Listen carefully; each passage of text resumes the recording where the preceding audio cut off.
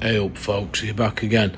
Listen, this one's a little bit different. You're going to need a brew, so pause it. If you haven't got a brew now, tea or coffee or a beer or something, pause it and then get yourself one. Because look at this, we're inside a class 37. It's going to be decent. I say it's going to be decent, but it might be a load of nonsense. You'll have to decide.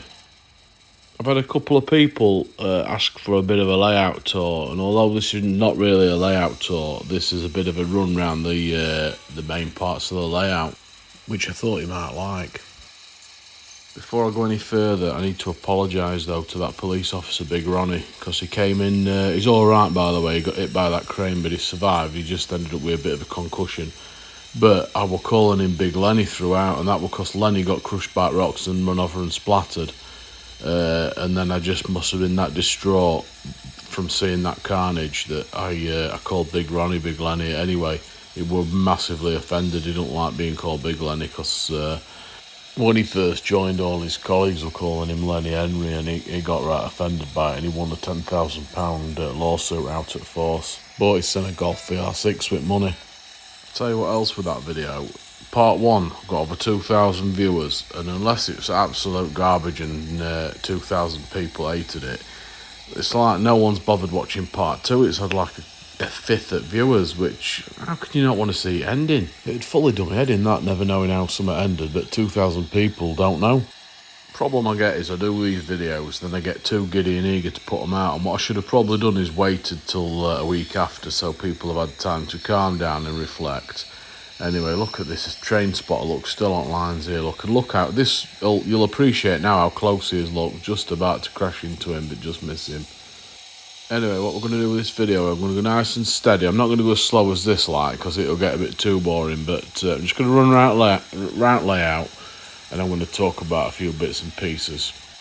So things to do on my to-do list. Above that brown mountain, you'll see you can still see foil. I intend to cover that white with some vinyl and then paint it with some sky colours, and then make that look a little bit more finished. The only problem with that is it's an absolute mission to get to it, and it's a right stretch. To the left's a little bit of fancy new grass I've done with, and then a little bit of a cow area. I've had to separate these two because they've got that mad cow disease. Can you remember that? It were a big popular thing back in the day where it were end of the world, mad cow disease. Well before COVID days. It was the COVID of its day though. Anyway, you're not right. We're a couple of coaches that I've just took off and placed on the side like they're being worked on. I don't even know what I'm talking about. In front's my car park, which I don't really talk about, but I'm quite proud of that car park. It was one of the first things I ever built, and I just built it out of some scraps of Fomex. Some old signs that I found at work lying around what were just garbage, so I just took them out and turned that into that. And then there's a new area coming up on left, which I've still not finished. I've been working quite a lot again in a minute. So we're going to there. I've missed Alt Depot with this way around, you missed Depot. So cameraman Bob's there, look, he's still doing a grand job. I fully overestimated the size of this area the other day. I said it were about 1 foot by about 8 inches, but reality is it's about 6 inches by about 8 inches, so it's absolutely tiny. But someone mentioned some sleepers, and I'm going to do that, I think. I'm just going to do some piles of sleepers and keep it simple. This walling to my left, it's similar to that walling I did the other day on that video, with that, you know, that cheap walling. Only thing is I've done that with 3mm Fomex. Again, what I did that other thing with that parking thing. Covered with Metcalf card. And the reason I did that is because when I did the upper loop and the lower loop, because I didn't really know what I was doing, I didn't consider gap, you know, for a wall, and nothing thicker than 3mm with some card were any good, so I had to do it as tight as can be. Tell you what as well, you know, I've just done this evening, and it's not even been that hot today, but it was nearly 27 degrees up there, and it were absolutely destroying me, and I don't know how long I've got left up there before I'm going to have to call it a day for summer, and you're going to have to start watching reruns. If you're an addict, you're going to have to watch reruns, and it might be good news to some, but I'm going to have to knock these videos on head for a bit, I think, and enjoy it summer. See that bit of graffiti there on the left? Well, when I first started doing this layout, I really wanted to get some graffiti on it, and I got quite addicted to looking at graffiti videos on YouTube, you know, proper criminal ones, where they were doing legit graffiti all over New York and whatnot and everywhere, and that's a proper graffiti man, that Rebel guy. and he's kind of famous now on Liberty Junction because I copied his design. So not going to do what about it though, because it's fully illegal, so he can't do me for copyright. So first little loop I've done round bike depot area, and then second time round look we're now doing into station. So I'll slow it down a bit and we'll have a little look in station. It's nice and grotty in here, and Betty's Cafe's just at right. You're not going to be able to see it, but it's only a little shed shack. But she's got a 1-star food hygiene rating, and she does burgers, sausages, all that kind of stuff. I've had food poisoning from her a couple of times, but it's all right when you're eating it. It's all right, but then afterwards it absolutely destroys you. So yeah, it's cheap though. It's good value. It's certainly cheaper than like McDonald's and stuff like that. So people go there and they don't ever complain because they generally don't come back. So what we're going to do now, we're going to nip across this double slip to outer loop, and we'll do outer loop on that lower level, and then what we'll do is we'll change direction, because some of the stuff's going to look better all the way around, or it's going to look a little bit garbage, and I don't want it to be too garbage for you. I don't know if this 37 we're in is too garbage. I tell you what, it were a right little mission getting this done. I was quite impressed with myself how I've done it, but it took absolutely forever, and I don't know if you'd have preferred it without all the cab on. But if you have, you can always write a complaint letter into me. It's doubleodave@hotmail.com. You can write any complaints into there and I'll pick them up as and when. What's your thoughts on these retaining walls that are coming up here on left that are squeaky clean? Now, we're going to leave them squeaky clean in the middle of a load of weathered ones, because I thought it looked quite good, like they've been freshly rebuilt or whatever. But I might just weather them up. I ain't decided. But what do you guys think? Took a load of twigs out my load, and them we just passed up left there. I took them all out my wagons the other week because I didn't particularly like them. I just took them. They were just twigs out my garden, and I thought they looked all right like trees, but I think really they look a bit nonsense. But I don't think they look too bad piled there for the time being. They'll have the time and then they'll go. So here we go. Look, I've got a Cura scale parked up there, just waiting for us to get out his way, and then I'm going to get him out our way. So we're going to go round now. We've got that extreme train spot cameraman on left there. Look, he's moved to a safe place. I don't mind him there now. And we're going to go down platform 2 now, in station, and see what's what round here. I still need to finish that little gravel road in front of that retaining wall on left. I need to weather that up and make it look a bit more normal. At the minute it's just ballast and it looks a bit garbage. And then coming into the station, and we'll slow it down and try and get a bit of a shot. I can't actually see under here ever, only by camera.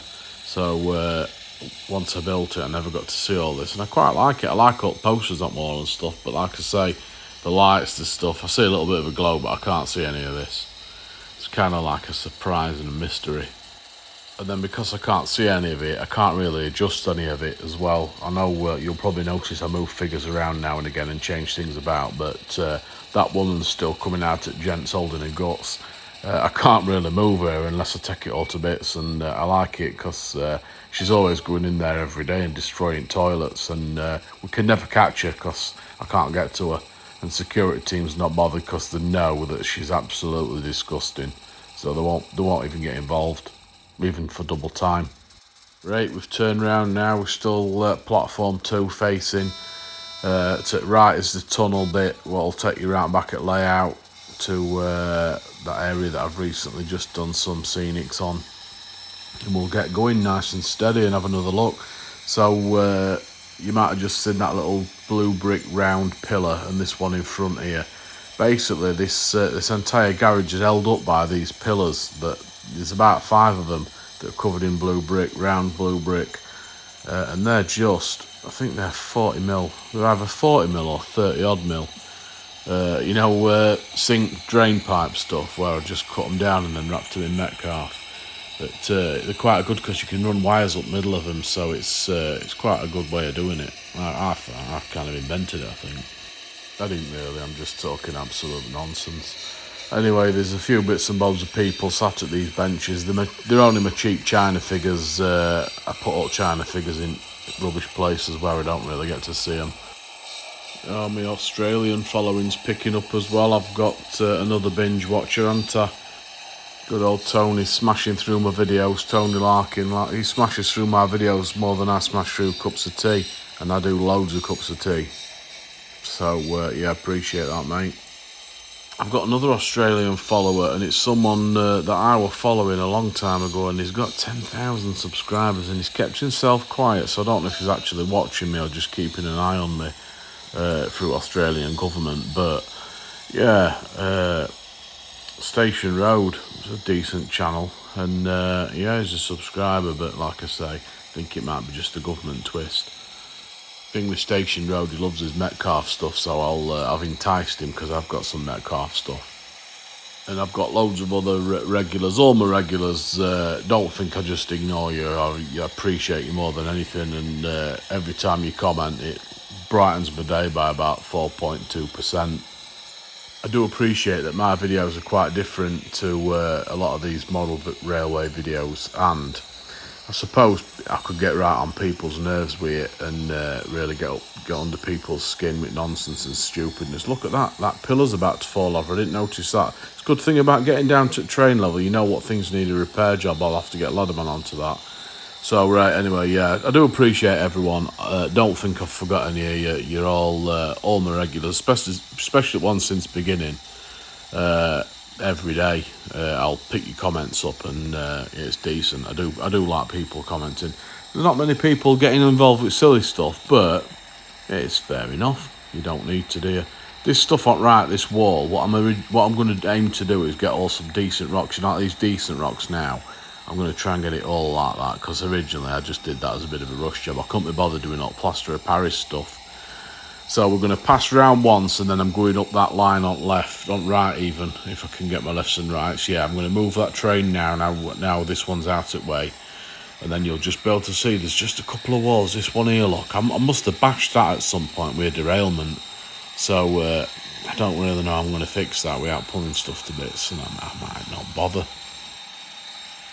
I've done a couple of little bits of detailing. I've got a ton bag coming up on right there, and some bits and bobs of grass and weeds. And then we're going through this tunnel, and you'll have never seen this before, not from this angle anyway. So that'll up to the right's the old moonscape that I was telling you about on one of my earlier videos. You can't really tell, but to the right of that on the ground, that's ballast that, but it just looks pure grey. That right bit there, that's that little area I did, and that bridge we've just gone under, that's that scrap card girder bridge that I made the other week. It doesn't look too bad. I mean, I can only do this with a mirror or blind. It's absolutely crazy, but I should have thought about that before I did all other stuff, but I didn't. So I didn't know what I was doing at the beginning, and I still really don't. Most of my decent stuff on this layout's been fluke or just pure luck, and yeah, that's about it. There's very little that's where I thought I'm going to do this and done it in a one. Look, it's still there, look, it's close.